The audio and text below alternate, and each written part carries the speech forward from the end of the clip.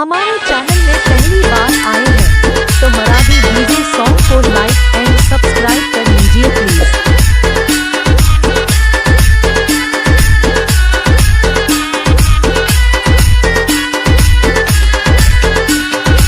DJ आशीष। अरे हटा, चल अपना बजा।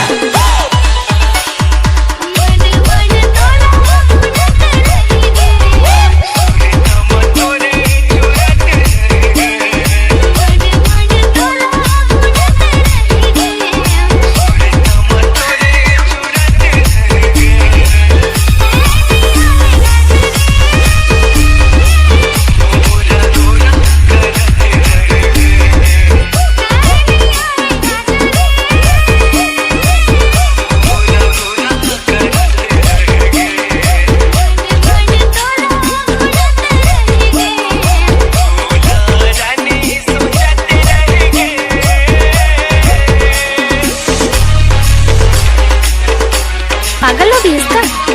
मराठी जी जिंदाबाद।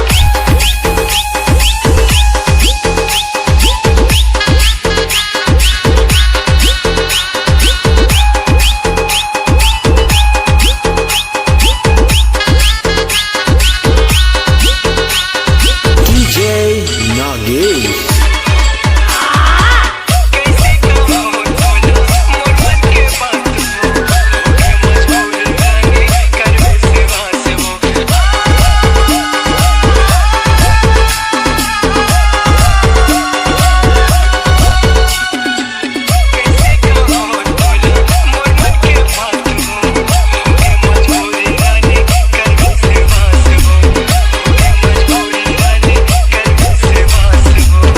डीजे आशीष।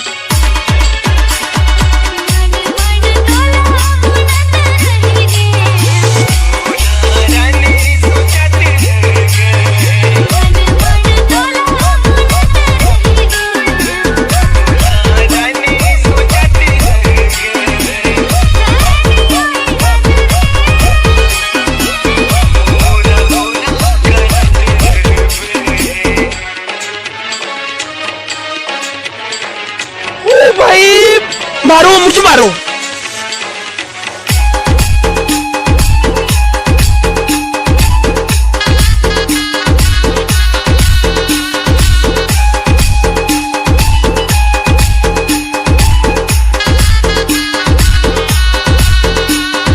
डीजे नागेश।